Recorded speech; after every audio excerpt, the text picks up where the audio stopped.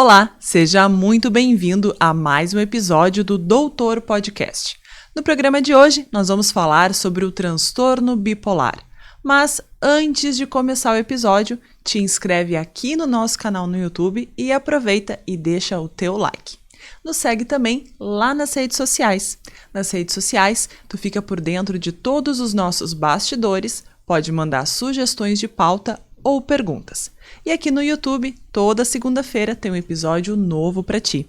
Fica com a gente que o Doutor Podcast está começando.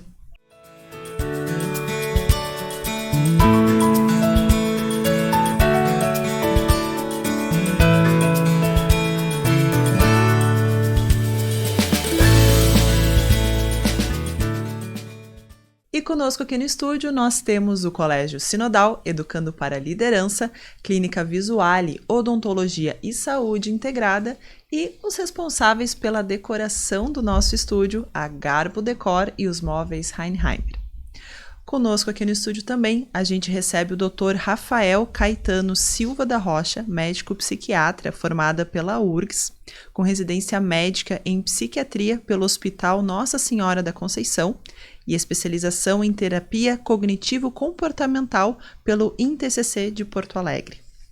Conosco também o psicólogo Lucas Rigoni, formado psicólogo e professor de psicologia, com palestras em psicologia e aulas na Eureka e no INTCC, um dos coordenadores da página Eureka Terapeutas, graduado e mestre em psicologia pela URGS, com 10 anos de experiência em clínica e trabalho cognitivo comportamental e aceitação e compromisso. Sejam muito bem-vindos, é um prazer receber vocês dois aqui. Obrigado. Muito obrigado, o prazer é meu. Bom, nós vamos conversar contigo então, doutor, nos explicando o que é a bipolaridade. Certo. A bipolaridade, né, ele é um transtorno de humor. Pertence à categoria dos transtornos de humor.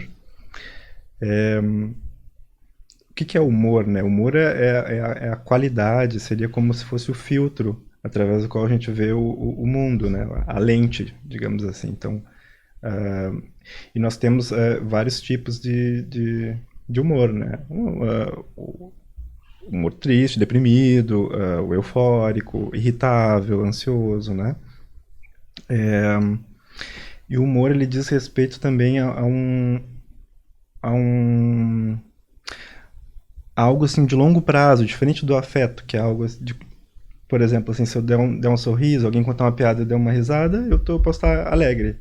Mas isso, alguns segundos depois, a alegria já passou, já acabou.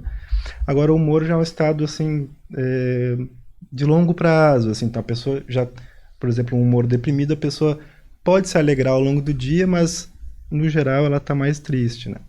Então, voltando à tua pergunta, o transtorno de humor bipolar, ele é um transtorno de humor caracterizado por um estado de humor bem específico, que é a euforia, a mania.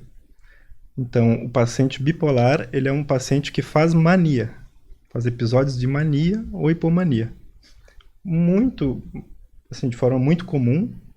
Ele também faz episódios depressivos, mas nem sempre. Então, se eu fosse responder assim, de uma forma mais assim, rápida, a pergunta é: o transtorno de humor bipolar é um transtorno de humor caracterizado por mania. Bom, então a gente vai abrir perguntando então o que é a mania. Podem responder em conjunto, podem conversar. Importante a gente ter essa informação. O que é a mania? Quer nessa aí, Lucas? Pode ser. Gostei bastante da explicação do Rafael e muito obrigado pelo convite. Eu tô até agora impressionado, assim, né? Tô olhando para cima, para os lados. Parabéns pra galera que fez a decoração aqui. Tá bem, ao mesmo tempo, assim, bem forte, né? Bem preparado e também bem acolhedor. Nossos patrocinadores agradecem. Gostei muito da explicação do Rafael, porque a gente precisa diferenciar bastante o que é o humor do afeto, das emoções. Porque ocorre muito a confusão quando falam de transtorno bipolar. Então, talvez todo mundo que está ouvindo já ouviu essa brincadeira, uma piadinha, né? O bipolar é aquele que muda de opinião muito rápido. Isso aí tá totalmente fora é um grande equívoco, né? Eu já ouvi tanto assim, eu devo ser bipolar porque eu mudo de opinião toda hora. Não, isso não tem nada a ver com o que a gente está enquadrando aqui como um diagnóstico, né? Que ele é formado através de estatística, de observar uma população. Lembrando que o que é o bipolar aqui vai ser diferente em outro lugar do mundo, né? No mundo oriental, por exemplo, vai ser bem diferente essa interpretação. Mas então no mundo ocidental se convencionou chamar uma manifestação de um padrão, né, de comportamento e de sintomas, e aí se observou ao longo do tempo, foi se estudando e disse, tem uma galera que apresenta esses sintomas por estatística, então vamos chamar isso de transtorno bipolar. E que o Rafael trouxe muito bem, caracterizado pelos episódios de mania. E os alunos geralmente perguntam, né, mas precisa ter o transtorno depressivo e a mania? Então, o bipolar, o polo não é de opinião da pessoa. É exatamente de humor. É um padrão de humor que ele fica distinto em um certo período de tempo. E que vai ser caracterizado e que a gente vai fazer a avaliação, o psiquiatra, o psicólogo, quando tiver essa suspeita, ele vai investigar a mania. E a mania é um padrão distinto de humor elevado. Mas antes de falar mas como assim humor elevado? A gente precisa dizer o que é humor. E humor tem mais a ver... Mas vou até fazer uma pergunta. Vocês acham que é possível a gente se sentir alegre e deprimido ao mesmo tempo? Sim. Tu pode estar com um problema bem específico que te deixa em luto, te deixa numa questão triste, tu tá... com humor baixo, e algo bom acontece, tu consegue sentir a felicidade, mas aquilo não tira a tristeza do fundo do coração. Bacana, bacana. Foi bem? Me saí bem? Ótimo. Muito bom. Porque eu faço essa pergunta porque eu falo bastante sobre motivação. Eu dou uma palestra chamada Produtividade, Motivação e Saúde. E um dos critérios do humor é a motivação. Então é possível sim nós estarmos deprimidos e alegres ao mesmo tempo. Que acontece aquilo que algumas pessoas dizem, mas como assim deprimido se eu vi ele dando risada ainda ontem? Porque é possível a gente sentir alegria. Eu posso estar deprimido, com humor deprimido, ou seja, vamos lá, motivação, energia para baixo, capacidade de foco e concentração para baixo, o meu apetite pode estar desregulado, o meu sono pode estar desregulado. Então o humor, pra gente pegar uma colinha assim, ele tem mais a ver com essa questão bem orgânica, né, Rafael? Bem essa questão assim de energia, motivação, sono, fome, libido, interesse nas coisas, capacidade de sentir prazer nas atividades diárias. Uma coisa que a gente observa muito quem está entrando numa depressão é a perda da capacidade de sentir prazer com aquilo que a gente sabe que dava prazer para ele. Tipo, depois daqui do podcast a gente vai comer numa churrascaria e a gente sabe que o cara gostava muito da churrascaria e ele não se alegra mais com isso. Então pode ser um sintoma. O humor é aqui. E para uma divisão mais didática do que teórica, daí eu falo para os alunos assim, humor numa gaveta, emoções na outra. Porque um critério da depressão não quer dizer apenas uma tristeza profunda. É esses critérios aqui. Motivação, energia, sono, capacidade de foco, libido, apetite. Tem a ver com isso, interesse e capacidade de prazer. As emoções, alegria, tristeza, raiva, medo, nojo. Eu posso estar sentindo todas elas. E elas têm uma labilidade mais do dia. Eu posso ter alteração rápida. Alguém pode me contar uma piada agora, eu posso sentir alegria. Daí eu posso ficar sabendo uma notícia triste que fica triste muito rapidamente. O humor, como o Rafael falou, é uma estrutura mais densa, mais difícil de mudar. E a gente vai no tratamento do bipolar focar muito no cuidado com a rotina da pessoa.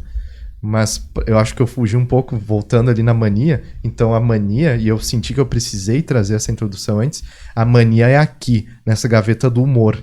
Então a motivação, né? A gente vai ver um padrão distinto perante o que a gente conhece da pessoa, uma motivação elevadíssima. Muito comum da pessoa que está em mania chegar querendo fazer 1000 planos, 1000 coisas, tem muita essa energia elevada. O sono alterado é muito comum de ouvir de pacientes ou de relatos que a gente sabe de quem passou por uma mania. Dormir 2, 3 horas na noite e acordar com muita energia. Aceleradíssimo. Aceleradíssimo, com aquele interesse em fazer coisas, com uma impulsividade que pode até colocar em risco. E isso é muito arriscado. impulsividade, um direcionamento assim, já que tem essa motivação, esse interesse, essa impulsividade, pode ocorrer muito risco de gastos excessivos.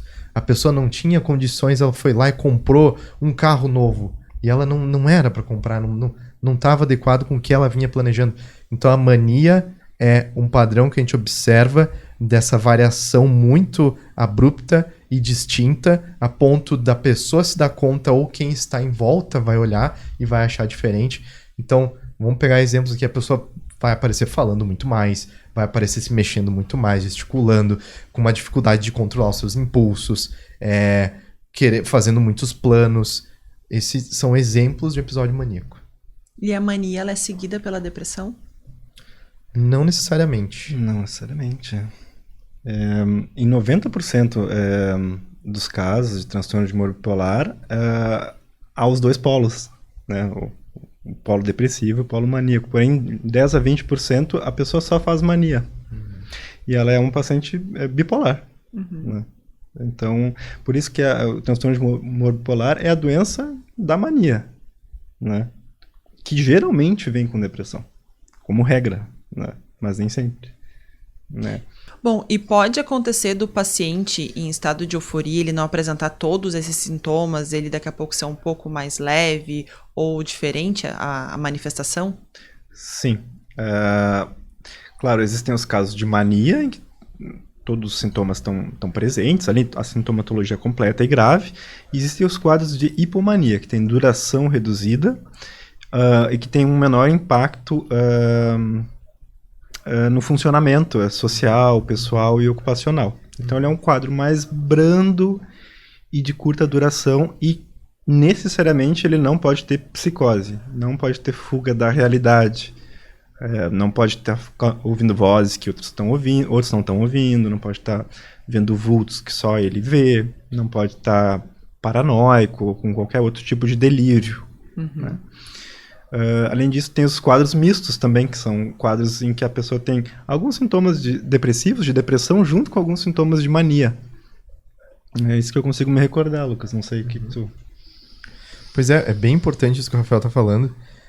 Existem, vamos dizer assim, para critérios diagnósticos e didáticos e para ajudar a comunidade científica e de profissionais que vão ajudar o tratamento, para critério diagnóstico, então quem está ouvindo, existe mais, tá, na categoria de transtornos afetivos bipolares, mas digamos que tem dois tipos, assim, o tipo 1 e o tipo 2. Então, se você abrir o manual estatístico de doenças mentais, você vai encontrar lá transtorno bipolar tipo 1, transtorno bipolar tipo 2. O 1 ele é caracterizado pela mania, que era o que a gente vinha falando até agora, mania, que o Rafael falou. E o tipo 2 é caracterizado, então, por algo que se chama hipomania. Esse hipo, ele quer dizer de algo mais brando. E mais brando, que o Rafael estava dizendo, é com referência aos impactos, aos prejuízos que ele acaba cometendo na vida da pessoa. Social, profissional, de relacionamentos.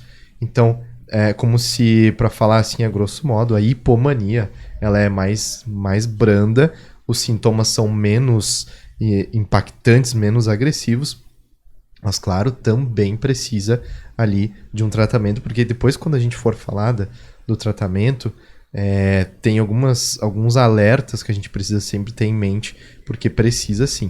E recomendo que as pessoas que estão ouvindo, porque fazer um cuidado, né? Às vezes quando a gente está vendo um programa de saúde mental, a gente pode começar a achar assim, nossa, mas eu devo ter isso, eu devo, olha... Aí começa a fazer um erro de análise, que na pesquisa a gente chama de erro de análise confirmatória, quando a gente pega um sintoma e a gente tenta trazer para o geral, que é aquela coisa assim, olha, quer ver que eu tenho isso aí? Daí pega um sintoma, procura no Google e quer fazer o seu autodiagnóstico. Então, se você está ouvindo um programa, tem outro episódio de depressão, você quer saber um pouco mais, procura uma ajuda profissional, que é um dos transtornos, um dos diagnósticos mais difíceis de serem feitos.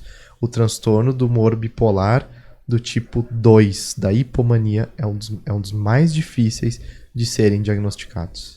Bom, a gente falou tipo 1, tipo 2, mas essa questão de diferenciação entre eles, gostaria que a gente fizesse essa caracterização. o tipo 1 funciona assim, temos esse tipo de apresentação. Já o tipo 2 é dessa forma, para a gente ter bem essa divisão de forma mais clara também, porque justamente tu comentaste que é um dos tipos mais difíceis de diagnóstico. Também é da gente entender, de compreensão. Então, eu queria que a gente dividisse os dois tipos para ficar mais fácil da gente entender. Tá. Então, o transtorno de humor bipolar do tipo 1, ele acomete aquele paciente que já teve um episódio de mania em algum momento da sua vida.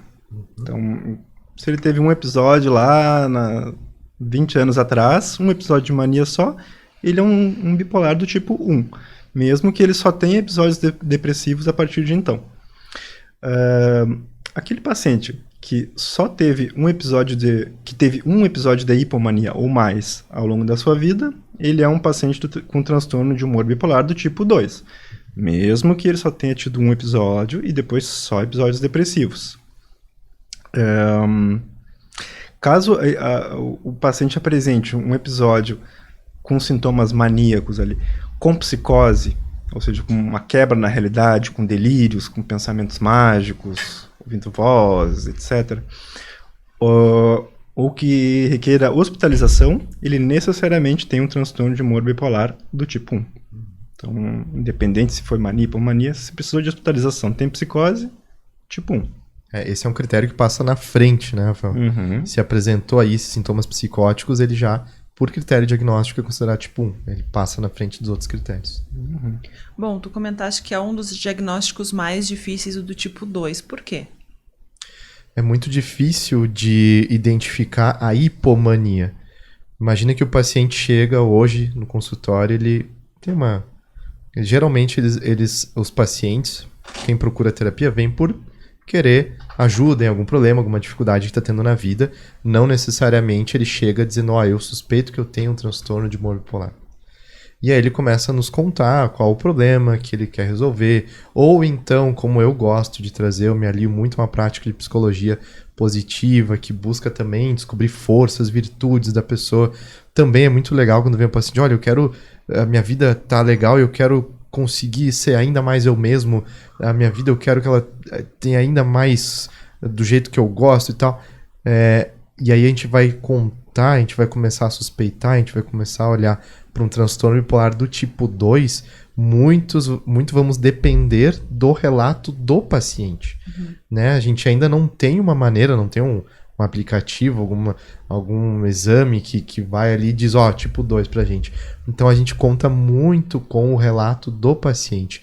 E é muito difícil para o paciente nos dizer, a gente vai ter que ter um ouvido muito habilidoso, muito treinado, com muito conhecimento, muita leitura, aula, cursos, né? A gente precisa também estudar bastante, já que é muito difícil, para ajudar o paciente a identificar se aquilo que ele está relatando era um episódio, era uma parte da vida dele, natural, em que ele se sentia com um humor muito bom, muito elevado, ou era uma hipomania. Né? Então é muito difícil de fazer essa detecção, porque conta muito com o relato do paciente. Como é um período ali de 4 dias, né? Isso é muito difícil, assim, da gente pegar retrospectivamente os episódios hipomaníacos, né? E que não traz prejuízo ainda significativo, né? Um prejuízo menor. Então, um período de 4 dias de humor elevado que não trouxe prejuízo, como que tu vai pegar retrospectivamente, assim? Tem como, mas isso se torna muito difícil, assim, né? Diferente da mania mesmo, que daí... eu me lembro, naquele dia lá, eu saí na rua, lá, gritando, né? Então, isso marca, né? A hipomania já é mais sutil, né? A gente acaba pegando ela mais enquanto está acontecendo, né? Sim, seguindo, sim. Né? No segmento do paciente. O prejuízo, ele marca, né? Quando a gente dá aula sobre esse assunto e quando a gente vai ler a literatura, sempre trazem exemplos, assim, de gastos financeiros excessivos no episódio maníaco. Uhum. Então, a pessoa, o Rafael estava dizendo antes ali para mim, a pessoa vai lá, comprou 50 televisões, ou então vai lá, compra um carro e não precisava, não estava nos planos da pessoa. Então ela consegue recordar e dizer pra gente, Lucas, teve um dia lá que eu me lembro que aconteceu isso e aquilo e foi muito distinto e foi muito ruim pra mim, teve muito prejuízo. Aí é mais fácil o tipo 1. O tipo 2 fica muito difícil porque a referência pra dizer que é um episódio mais brando é pelo prejuízo. É mais difícil da pessoa ter uma recordação de prejuízo, a recordação do episódio. É um diagnóstico que muitas vezes demora um tempo para ser feito. O psiquiatra, o psicólogo está ali acompanhando o paciente. Daqui a pouco ele começa a suspeitar. Pelo tempo que o paciente está ali com a gente vê uma mudança, a gente vê alguns sintomas. Muitas vezes é na tentativa até da terapia medicamentosa, da introdução de uma medicação, que a gente também observa. E o Rafael estava dizendo que é um tratamento muito diferente da depressão e do tratamento bipolar. É muito diferente o tratamento medicamentoso e da terapia cognitivo-comportamental. Bom, nós vamos voltar para a questão do medicamento quando a gente chegar na parte do tratamento. Boa. Mas eu tenho uma pergunta bem específica a ser feita. A gente falou muito de que o bipolar, ele passa muito tempo na parte deprimida, né? Ele passa triste, depressivo, naquele humor mais baixo. Não tem como daqui a pouco a família, o familiar, as pessoas próximas confundirem o estado de mania com uma alegria, tipo, ai, que bom que hoje ele acordou bem, acordou animado, tá tudo certo, tá tudo bem. Pode acontecer da família confundir esses dois polos, de em vez de enxergar na mania um problema, enxergar nela uma alegria, uma solução? A gente conta muito com a família. As pessoas em volta também vão ser de grande ajuda para ajudar a aferir que teve uma mudança diante do que era normal para aquela pessoa. O estado normal de cada pessoa, não tem um normal, né? Mas então a família vai ajudar, geralmente ele não é assim e teve alguma mudança aqui muito abrupta. E sim, pode acontecer. Por isso que eu digo que depois que a gente vai falar, uma das partes do tripé do tratamento é a psicoeducação, é o conhecimento. Quanto mais a gente espalhar para as pessoas saberem do que é que nós estamos falando, para não incorrer naquele erro que o bipolar é a pessoa que muda de opinião. Não é nada disso. A família pode sim confundir que é um período, nossa, como ele estava bem, cheio de planos e tudo. A família pode confundir. Mas devemos lembrar que não é só pela alegria que a gente deve observar. Lembra daquelas 2 caixas que eu abri aqui no início da nossa conversa? Humor, né, para fim didático. Humor, aqui, motivação, capacidade de ter prazer com as coisas, interesse, energia, sono, fome, libido, capacidade de concentração. Humor, essa gaveta aqui. E na outra gaveta as emoções. Alegria, tristeza, medo, nojo, raiva. Então, a pessoa que está passando por um episódio maníaco, não só que ela vai trazer alegria na expressão, ela pode trazer muita raiva. Uma pessoa que, nossa, ele não era assim. E agora ele está com uma raiva. E sim, as emoções elas podem acompanhar um episódio maníaco e mudando, né? Porque eu conto uma piada agora, eu sinto alegria. Eu vejo uma notícia triste, eu sinto tristeza. Então as emoções podem vir e elas podem se movimentar com muito mais facilidade junto de uma elevação de humor. Pode ser pela raiva que a gente observa. E existe uma tendência, assim, que é bem observável assim, na clínica, em que os primeiros surtos maníacos, eles tem uma característica mais eufórica, com mais sentimentos de alegria, que estado místico, assim, feliz, né, de êxtase, e que ao longo do tempo, assim, com a neuroprogressão, que depois a gente pode abordar esse assunto, mas quando a doença vai se desenvolvendo, os episódios tendem a ter estados mais mistos, a mania já não é tão prazerosa, não é tão agradável, não é legal estar naquele estado de mania.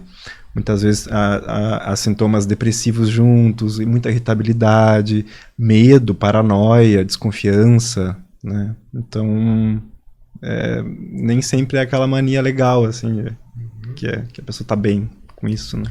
Às vezes fica difícil de contornar os prejuízos que podem ter sido trazidos por um primeiro, segundo episódio maníaco.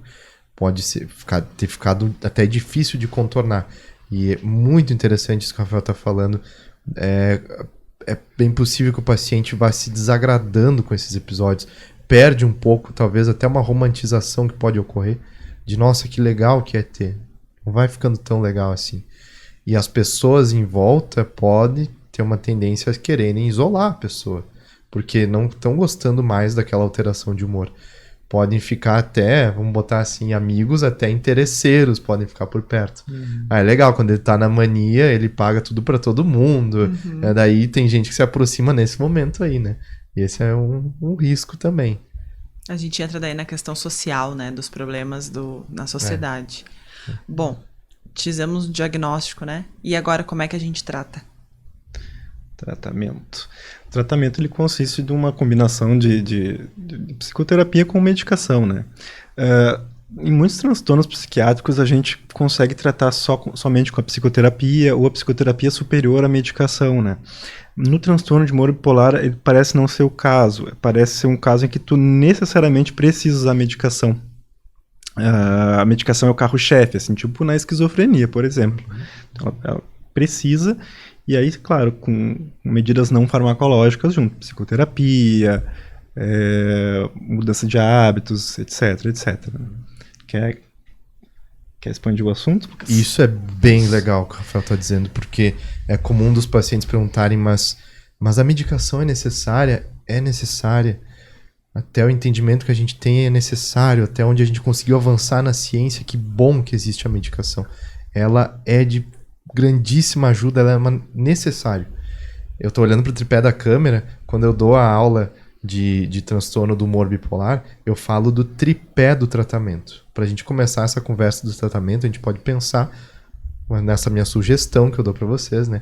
O tripé que eu considero do tratamento é medicação necessária, psicoeducação, ou seja, aprender, conhecer do que é que a gente está falando, e rotina, cuidado com a rotina e automonitoramento.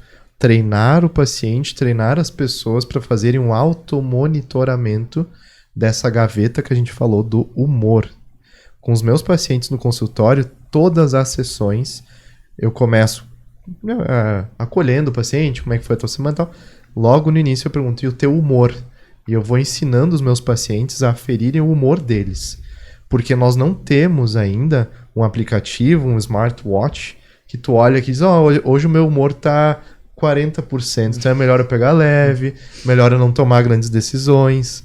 A gente não tem isso, a gente tem que aprender a medir o nosso humor. Isso é uma grande sabedoria que a gente pode aprender e muda a nossa vida. Uma cola é a seguinte: quem é que já nunca ouviu ou não sentiu alguém que diz assim, não fala comigo hoje que eu dormi mal? Uhum. Ou eu não tô conseguindo pensar porque eu tô desde de manhã sem comer nada. Então esses critérios de rotina, eles impactam muito no nosso humor. Irritabilidade, impulsividade, desmotivação, perda de interesse, perda de capacidade de sentir prazer nas coisas. Eu não tô conseguindo me concentrar, não comi nada até agora. Então o humor, ele é totalmente impactado pela rotina. Medicação é necessária, um cuidado com a rotina é necessário. Eu trago na aula um slide que é de um personagem do Game of Thrones que ele vestia um manto, que ele ia pra Patrulha da Noite. Porque eu brinco que quando a gente tem esse diagnóstico, a gente meio que veste um manto. E que manto que é esse? É um manto de um compromisso.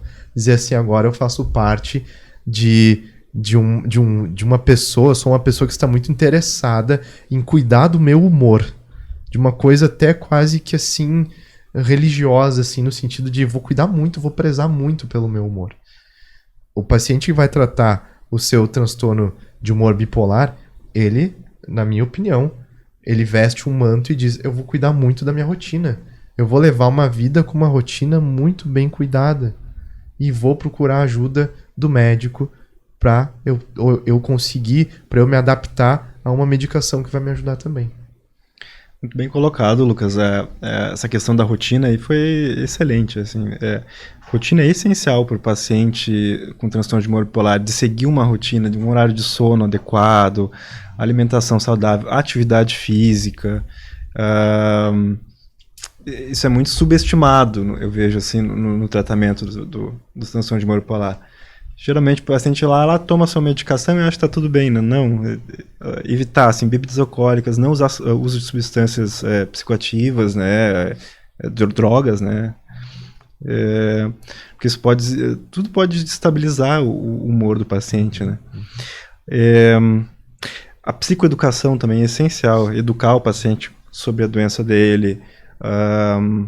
Ele entender também quais são os seus gatilhos, né? Quais são os acontecimentos do dia a dia que fazem com que ele fique suscetível.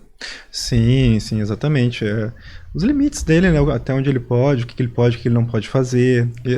O transtorno de humor bipolar, ele é uma doença crônica, né? Então, assim como o paciente diabético tem que tomar medidas comportamentais, né, ambientais, para se cuidar, o paciente bipolar também tem. E é uma doença grave, né, uma doença que mata. Então, rotina, psicoeducação e uma adesão ao tratamento medicamentoso são essenciais. A gente pode falar um pouco das medicações? É interessante? Acho que a gente não costuma trabalhar com nome de medicamentos, mas eu queria fazer uma pergunta referente a medicamentos. Que vocês falaram que é muito diferente a depressão, o tratamento da depressão e o tratamento da bipolaridade. Os medicamentos em si são diferentes? As substâncias atuam de forma diferente no cérebro? Sim. No tratamento da depressão simples, a gente costuma usar os antidepressivos, né? A categoria de medicação que são os antidepressivos. Do ponto de vista farmacológico, claro, ela pode ser tratada com psicoterapia em muitos casos, né? Somente com psicoterapia ou com tratamento combinado. Mas no transtorno de humor bipolar, a gente costuma recorrer aos estabilizadores de humor, que são uma categoria diferente de medicações, que já não são interessantes na depressão simples. A gente costuma usar também medicações que são da família dos antipsicóticos, também para regular o humor. E tem algumas medicações bem específicas que vão tratar a depressão bipolar em específico também. Então, o que pode acontecer se a gente usa um antidepressivo em uma pessoa bipolar? Ela pode ter um efeito reverso? O que isso pode trazer de prejuízo para ela? Sim. Alguns pacientes eles experimentam um estado chamado de virada maníaca, que eles passam de um estado depressivo para um estado misto ou para um estado de mania franca, né? Então, não é incomum o paciente com uma depressão bipolar tomar um antidepressivo, ficar muito ativado e ir para o outro lado da mania e acabar, inclusive, se machucando, se matando. Então, o tratamento é bem diferente, é muito perigoso se automedicar nesses casos, né? Por isso que você até que está acompanhando o programa, está escutando, e você é psicólogo, psicóloga, por isso que é muito bom ter no bolso, nos contatos, um contato de um psiquiatra de confiança. Um psiquiatra que está por dentro, que está se atualizando, né, para você poder indicar os pacientes e ter essa segurança que você vai ter um tratamento combinado, multidisciplinar, que o psicólogo vai entrar em contato com o psiquiatra, vai conversar, vão trocar informações e para ajudar a entender, porque é muito importante e pode ter riscos também nessa medicação sem acompanhamento, equivocada.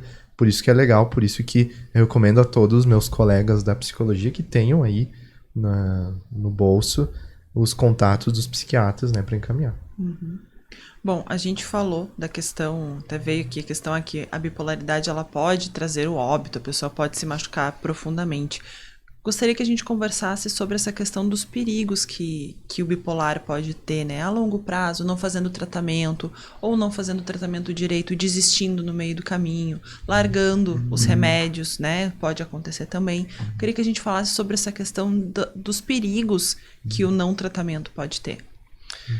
Tá. É legal a gente pensar assim que o transtorno de humor bipolar, quando a definição que a gente tem hoje dele, ela vem lá da virada do século XIX para o século XX, né, de um psiquiatra chamado Kraepelin, que ele que descreveu ali o cenário, né, e ele chamou o transtorno de humor bipolar de psicose maníaco-depressiva.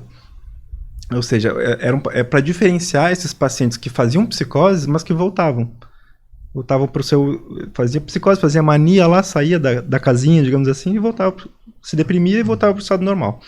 Para diferenciar de uma outra doença que na época era chamada de demência precoce, que hoje em dia a gente chama de esquizofrenia, em que a pessoa tinha um surto psicótico, saía da realidade, e a cada surto ela ia perdendo função cognitiva, até que ela acabava demenciando, digamos assim, perdendo muita cognição precocemente, né? Então era para diferenciar esses pacientes esquizofrênicos dos bipolares. Então, o transtorno de humor bipolar ele era visto de uma forma mais inocente do que ele realmente é. Que hoje a gente vê que existe uma coisa chamada de neuroprogressão, que é a tendência de cada surto psicótico, cada evento de mania, deles ficarem mais difíceis de serem tratados, deles ficarem mais graves com o passar do tempo, e de realmente haver um prejuízo cognitivo. Se o paciente, se a gente fizer testes cognitivos nele com 20 anos, não tratar ele, fizer lá com 50, tu vai ver que não tem a mesma cognição do que se a gente comparar um indivíduo sem esse transtorno e fizer os mesmos testes. Então, há um declínio cognitivo. Então, não se trata só assim de prevenir suicídio, de prevenir exposição moral, mas também de preservar o cérebro dele. É um tecido muito nobre que ele vai se judiando com a evolução. Essas alterações de episódios, a elevação do humor, a mania, como a gente está conversando, ela não é por acaso, né? Ela não acontece por algum agente externo, ela é algo que acontece no metabolismo do nosso cérebro. É como se a gente pudesse aqui fazer uma metáfora, e metáforas elas têm um benefício, né, de serem didáticas, mas me perdoem se elas soam, às vezes até meio nada a ver, até meio bobinhas, assim, mas é como se aquecesse demais. Um motor que aquece demais, um computador que aquece demais e depois ele esfria de volta. E nessas alterações de metabolismo que o Rafael estava falando, a nossa neuroplasticidade pode ficar muito comprometida. A nossa neuroplasticidade, a capacidade do ser humano de refazer ligações, de fazer novas ligações neurais, de aprender coisas novas. Então, até no final da nossa vida a gente é capaz de aprender coisas novas. Por mais que ali, logo nos nossos 25 anos, algumas inteligências já começam a decair, às vezes até antes, devagarinho, mas a gente sempre é capaz de aprender a tocar um instrumento musical, aprender um segundo idioma, sempre, lá com 80, 90, 100 anos, a gente está aprendendo, a capacidade de aprender, ela sempre existe. Então, só que isso vale para todos nós, não é? A gente está falando do transtorno bipolar, mas tudo que a gente está conversando aqui vale para todos nós. Cuidar desse tecido nobre, que o Rafael chamou, muito legal esse nome, né? Um tecido fino, um tecido nobre, delicado. É até um estímulo que a gente fala para os pacientes. Ah, mas eu não quero fazer o tratamento, eu não quero tomar medicação, não gosto da medicação. Vai lá, vê de novo, tenta se adaptar de novo com o médico, porque se não for tratado, se não for cuidado, podem ter prejuízos irreversíveis. Tem estudos, muitos hoje em dia, que mostram de prejuízos que podem acontecer na nossa neuroplasticidade, que são irreversíveis. Se tratado, legal, pode seguir uma vida tranquilo, e sempre há a capacidade. Então, o nosso cérebro sempre tem a capacidade de se reconstruir, de ter essa neuroplasticidade. Só não ache que é brincadeira, assim, né? Ótima comparação que o Rafael falou. Quem tem uma condição de diabetes faz um tratamento, usa medicação. O bipolar também, por que não? Né? Muitas vezes a gente ainda luta com preconceitos e receios com a medicação. Mas por quê? Se é para nos ajudar. Ainda bem que temos esse avanço, ainda bem que a galera se debruça para estudar. E cada vez mais a gente está entendendo uma tecnologia para ajudar os pacientes. Bom, do ponto de vista da família, né, desse familiar que está ali vivendo junto, a gente falou muito dessa questão dos prejuízos financeiros para a impulsividade, né, do paciente. E a família nessa história? Como é que a gente faz para ajudar o familiar que está ali segurando a barra, que está ali do lado, às vezes um cônjuge, um pai, uma mãe, um filho, que está vendo esse tipo de comportamento, esse tipo de padrão? O que a gente pode conversar com essa pessoa? Família é essencial, né, no tratamento dos transtornos mentais em geral e especificamente do transtorno de humor bipolar, né? Por se tratar de uma doença mental grave, né, um transtorno mental grave, quem é que vai levar o paciente numa emergência, num eventual surto? Quem é que vai monitorar se o paciente está aderindo ao tratamento? O familiar ele tem um papel central ali, né, de entender, de educar o familiar também, dele saber o que está acontecendo com ele, quais são as fases de mania, de depressão, como elas se manifestam, para ele poder detectar desculpa, mais precocemente, né?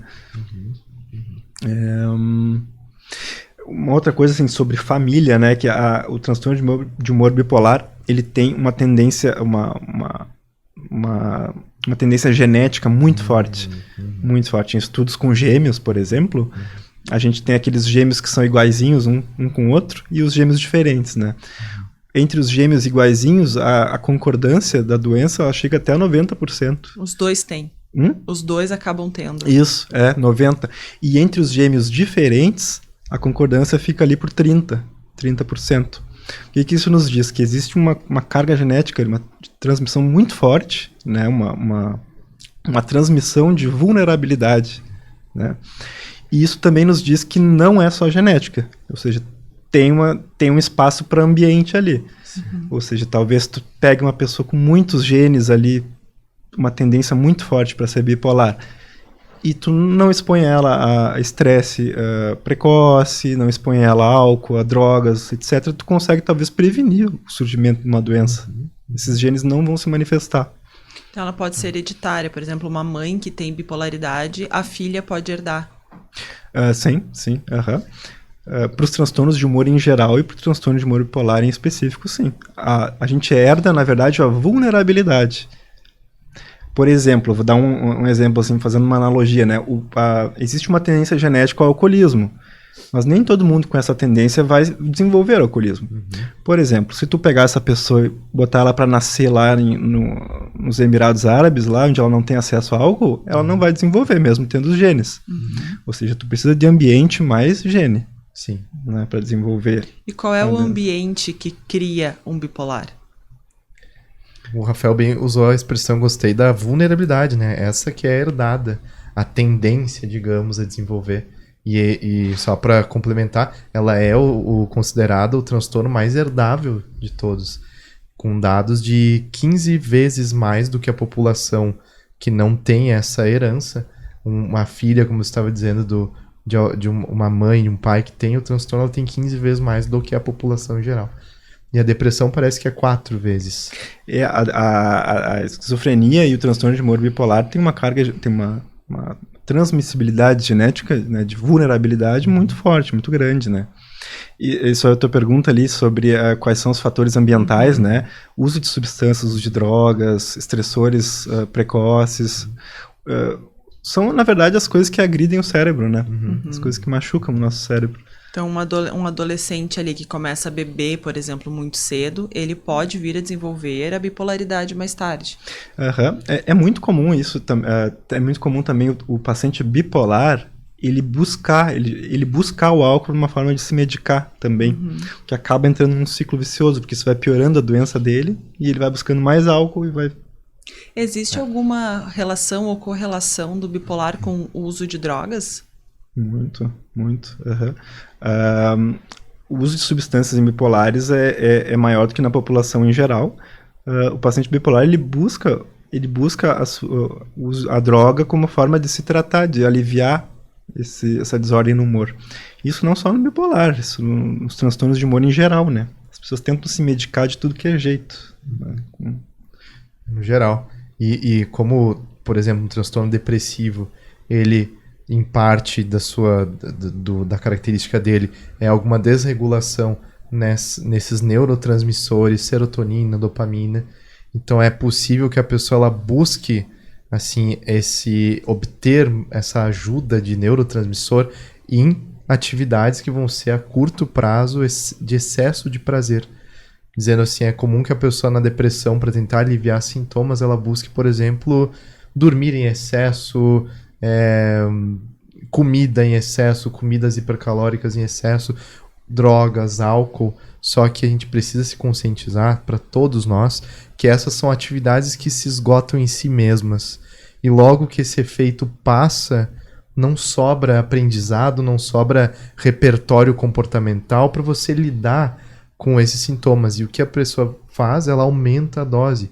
E ela vai dessensibilizando a essa quantidade, como a gente se dessensibiliza para café e não sente mais o efeito do café com apenas uma xícara, para outras substâncias também esse é um grande risco. A pessoa começa a aumentar para obter aquele efeito de alívio ou um efeito de estímulo, e ela começa a aumentar, isso começa a aumentar o risco. Quando passa o efeito curtíssimo dessa substância, você não aprendeu, você não desenvolveu habilidade, você está mais vulnerável ainda. É muito arriscado. É muito arriscado o uso de substância para alívio de sintomas. Acaba sendo na leitura quase um pedido de socorro, né? quase um pedido de ajuda, a pessoa talvez nem saiba que tem a bipolaridade ali instaurada. Bom, dentro de tudo que nós já conversamos, ou talvez ainda não tenhamos falado, o que vocês acham importante a gente reiterar, a gente ressaltar ou abordar com mais profundidade? Eu diria que a psicoeducação, o tripé do tratamento, o que a gente pode fazer quanto a isso, né? Então, a terapia cognitivo-comportamental, as terapias contextuais, como é essa que eu trouxe para vocês ali na apresentação, né? Da aceitação e compromisso. As terapias, hoje em dia, elas estudam, todos os dias estão estudando, estão se avançando técnicas. Então, há muito que a gente pode fazer.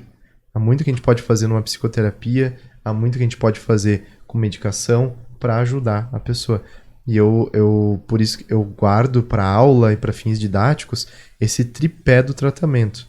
Então, a medicação, o automonitoramento da sua rotina e a psicoeducação, que é aprender sobre o transtorno. Mas como assim? Então, de repente, começando pela psicoeducação, oriento os meus pacientes a lerem sobre o que a gente está falando. Então, eu oriento, às vezes os pacientes compram um livro. Tem livros hoje em dia que já tem assim a separação. Esse aqui é o livro do profissional e esse aqui é o do paciente. Muda os termos. Muda um pouco a abordagem, o termo. O profissional, eu recomendo que leia os dois.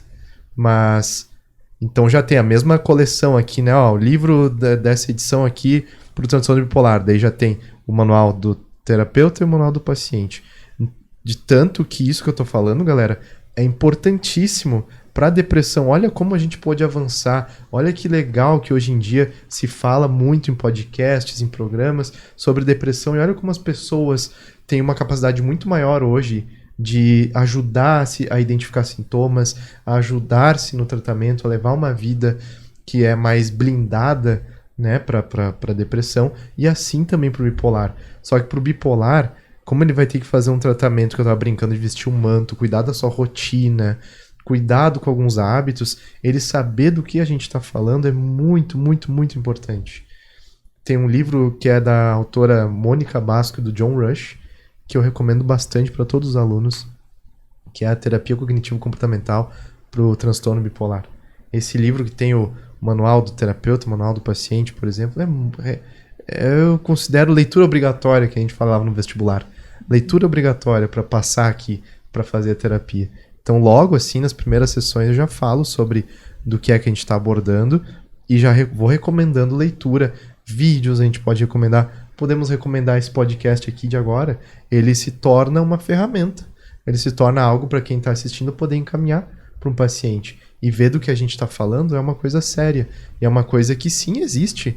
Não é brincadeira, não é misticismo, não é uma coisa assim, nossa, será? Varia de cada terapeuta. Não, é algo que é bem diagnosticado, bem entendido, bem mapeado. Então a psicoeducação Eu achei muito boa essa metáfora aí do manto, né? De vestir a camisa, assim, né? Achei excelente. Que é bem isso, na verdade. Se tu receber o diagnóstico, não adianta fazer a estratégia do avestruz, né? Botar a cabecinha na terra e fingir que o problema não tá ali, né? Isso não funciona, o problema vai continuar ali. Tu tem que encarar diferente, tem que vestir o manto mesmo e arregaçar as mangas e fazer por ti, né? Busca ajuda, faz o tratamento prescrito, cuida da tua saúde geral, tua saúde física, né? A rotina, leva a sério a tua saúde mental. Teu cérebro é teu maior bem, assim. Tu é o teu cérebro, né? A gente tem que levar a sério. E galera, olha que legal isso que o Rafael falou. Cuide bem do seu cérebro. E hoje, nenhum terapeuta deve negligenciar os cuidados da saúde, vamos separar assim para fim didático, física. Aqui é um fim didático, né? Porque é um órgão do nosso corpo. Então, óbvio que tudo que você puder fazer pela sua saúde referente à alimentação, exercício físico, você vai ver, qualquer livro que você pegar vai sempre falar isso, né? Alimentação, exercício físico, sono por bipolar. Tem um meme que talvez vocês já tenham visto na internet, que é uma galera em cima de uma caminhonete, assim, e tem um que tá com a mão que vai abrir a caçamba da caminhonete, todo mundo vai cair. E daí nesse meme tá o sono. As outras pessoas estão tudo assim, alimentação, exercício físico, autoconhecimento, daí tem um que vai puxar a caçamba e todo mundo vai cair, que é o sono. O sono para o tratamento do bipolar é essencial. Um dos fatores de risco para uma virada maníaca é a privação de sono. Então a pessoa começa a dormir pouco e vai para festa e não sei o que, e passa a noite acordado jogando jogos que eu gosto muito, mas a gente tem que usar com sabedoria. Pode ser um fator de risco. O sono ele tem que ser tratado com muito respeito. Não é à toa que o ser humano dorme todos os dias, e a maioria, acho que todos os mamíferos dormem todos os dias. Não é à toa, tem um fator muito importante da nossa regulação. Então olha que legal o que o Rafael falou. Cuidar do nosso cérebro não dá para dissociar. Não dá para o paciente com depressão ou com transtorno bipolar, você que está ouvindo, não dá para achar que é uma coisa de eu ficar deitado na cama tentando ter uma grande ideia para eu me curar. Não é isso. O paciente deprimido não é ficar, eu vou tirar um tempo para pensar e ter uma grande ideia e essa grande ideia vai me fazer ficar melhor. Não. Você tem que reativar a sua rotina, cuidar da sua rotina. Ter grande ideia, importantíssimo também. Só que as grandes ideias vão vir com mais facilidade se você cuidar do seu humor, da sua rotina. Humor e rotina andam juntos. Se você comprasse um brinquedo de falar de depressão e tal, ele ia vir o humor e a rotina iam vir junto na mesma caixa. Humor e rotina é tudo a ver. É muita questão também do poder da autorresponsabilidade, né? Vocês falam de se apropriar do próprio tratamento, levantar, fazer o que tem que ser feito, é muito dentro dessa questão, né? Assim, a transtorno de humor bipolar é uma doença grave e que dá trabalho. Tem cura? Dá trabalho. Não. Ela tem, a gente consegue manter ela sob controle. Tem como uma pessoa ter uma vida muito longa, muito satisfatória, plena nas diversas áreas, afetiva, profissional, com o uso de medicações, com a psicoterapia e com a rotina. Mas não tem cura. Não existe como desligar a chavezinha ali, né? Ainda, infelizmente. E é interessante a gente ter essa perspectiva até agora, né, de que o Rafael está dizendo há uma cura, realmente para a gente ter o benefício também de entender isso. O benefício de entender cuidados com o nosso humor, cuidado com o nosso cérebro, a gente deve manter toda a vida. Na verdade, é para quem tem o transtorno e para quem não foi diagnosticado, não tem o transtorno também. Vai preservar o teu cérebro, vai fazer reserva cognitiva, vai, tipo, a gente fala tanto, ouve tanto, né, falar de investimentos hoje em dia, e fala bastante de investimento. Tem um investimento também para tua aposentadoria, que não é só financeiro, que a gente chama de reserva cognitiva. Todo mundo que fizer esses cuidados que a gente está falando do transtorno bipolar vai se beneficiar no futuro. Levar uma rotina, cuidado de sono, de alimentação, exercício físico, leitura, conhecimento, descoberta de propósitos de vida, objetivos, viver uma vida com motivação. Todo mundo vai se beneficiar disso. Então, não há ainda a descoberta de você conseguir eliminar definitivamente os sintomas, que a gente chamaria de uma cura, talvez. Não há. Mas para trazer até um pouco de um otimismo aqui, né? Beneficia para todos nós. E você fazendo o tratamento, você vai ter o benefício de que se alguém fizesse isso religiosamente, e que pode ser muito bom. Existe um livro chamado Temperamento Forte e Bipolaridade, em que ali ele traz um capítulo que ele mostra celebridades, gênios da história, que, claro, na época não tinham o diagnóstico, mas que provavelmente poderiam ter. Provavelmente teriam o diagnóstico. Então ali ele traz gênios, pessoas que fizeram, assim, descobertas incríveis, prêmios da humanidade. Então, gente, não, com o tratamento, com o cuidado, você não precisa se limitar de nada. Tá? Você tem todo o potencial, você tem toda a capacidade.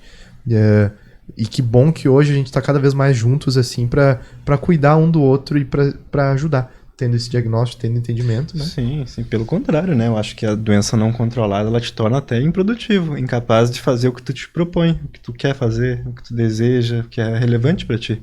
Se tu vive nesses estados de psicose, de depressão, de euforia, tu não consegue fazer o que tu te propõe tão bem quanto tu faria tratado, né?